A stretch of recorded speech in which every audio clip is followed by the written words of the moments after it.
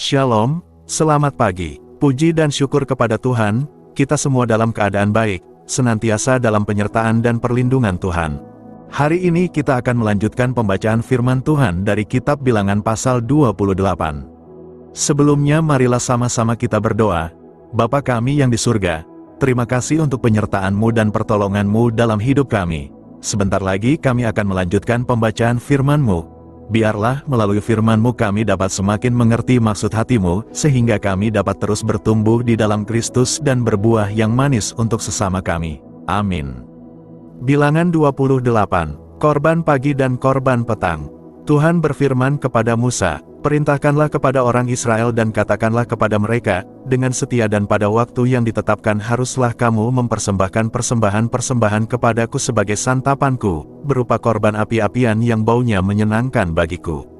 Katakanlah kepada mereka, inilah korban api-apian yang harus kamu persembahkan kepada Tuhan, 2 ekor domba berumur setahun yang tidak bercela setiap hari sebagai korban bakaran yang tetap.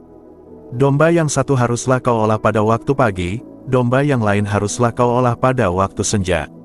Juga 1/10 eva tepung yang terbaik untuk korban sajian, diolah dengan 1/4 hin minyak tumbuk. Itulah korban bakaran yang tetap yang diolah pertama kali di atas gunung Sinai menjadi bau yang menyenangkan, suatu korban api-apian bagi Tuhan. Dan korban curahannya ialah 1/4 hin untuk setiap domba, curahkanlah minuman yang memabukkan sebagai korban curahan bagi Tuhan di tempat kudus. Dan domba yang lain haruslah kau olah pada waktu senja, sama seperti korban sajian pada waktu pagi dan sama seperti korban curahannya haruslah engkau mengolahnya sebagai korban api-apian yang baunya menyenangkan bagi Tuhan. Korban Sabat dan Korban Bulan Baru. Pada hari Sabat, 2 ekor domba berumur setahun yang tidak bercela, dan 2/10 eva tepung yang terbaik sebagai korban sajian, diolah dengan minyak, serta dengan korban curahannya. Itulah korban bakaran Sabat pada tiap-tiap Sabat, di samping korban bakaran yang tetap dan korban curahannya. Pada bulan barumu haruslah kamu mempersembahkan sebagai korban bakaran kepada Tuhan, 2 ekor lembu jantan muda, 1 ekor domba jantan, 7 ekor domba berumur setahun yang tidak bercela. Dan juga 3/10 eva tepung yang terbaik sebagai korban sajian, diolah dengan minyak, untuk tiap-tiap lembu jantan, serta 2/10 eva tepung yang terbaik sebagai korban sajian, diolah dengan minyak, untuk domba jantan yang 1 ekor itu. Serta 1/10 eva tepung yang terbaik sebagai korban sajian, diolah dengan minyak, untuk tiap-tiap domba, itulah suatu korban bakaran, bau yang menyenangkan, suatu korban api-apian bagi Tuhan. Dan korban-korban curahannya haruslah untuk 1 ekor lembu jantan setengah hin anggur, untuk 1 ekor domba jantan 1/3 hin dan untuk 1 ekor domba 1/4 hin. Itulah korban bakaran pada setiap bulan baru dalam setahun. Dan 1 ekor kambing jantan haruslah diolah menjadi korban penghapus dosa bagi Tuhan, serta dengan korban curahannya, di samping korban bakaran yang tetap. Korban pada hari-hari raya. Dalam bulan yang pertama, pada hari yang ke-14 bulan itu, ada Paskah bagi Tuhan. Pada hari yang ke-15 bulan itu ada hari raya, 7 hari lamanya harus dimakan roti yang tidak beragi. Pada hari yang pertama ada pertemuan kudus, maka tidak boleh kamu melakukan sesuatu pekerjaan berat.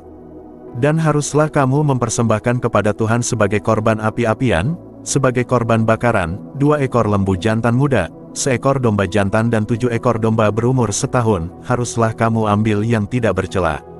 Sebagai korban sajiannya haruslah kamu olah tepung yang terbaik diolah dengan minyak, yakni 3/10 eva untuk 1 ekor lembu jantan dan 2/10 eva untuk 1 ekor domba jantan.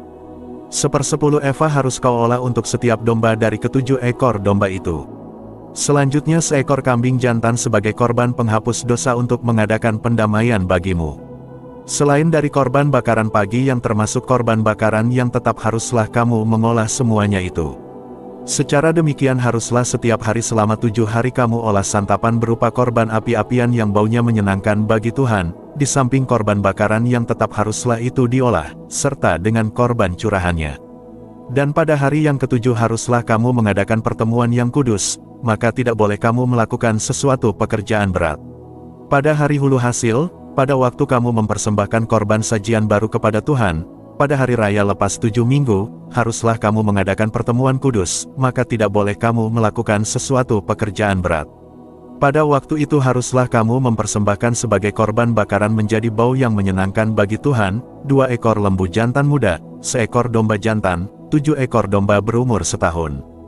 Juga sebagai korban sajiannya, tepung yang terbaik, diolah dengan minyak, yakni 3/10 eva untuk setiap ekor lembu jantan, 2/10 eva untuk domba jantan yang seekor itu.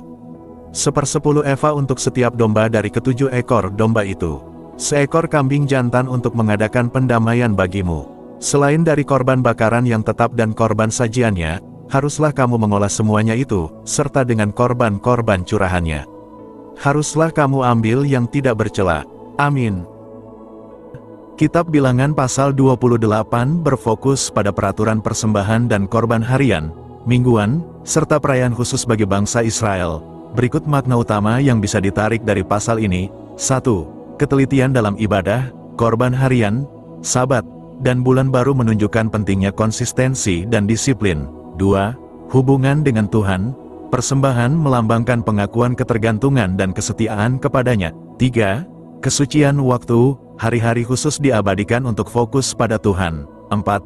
Simbol pengampunan, korban mengingatkan umat akan kebutuhan akan pengampunan dan pemulihan hubungan dengan Tuhan. 5. Ungkapan syukur, persembahan mengekspresikan rasa terima kasih atas berkat Tuhan.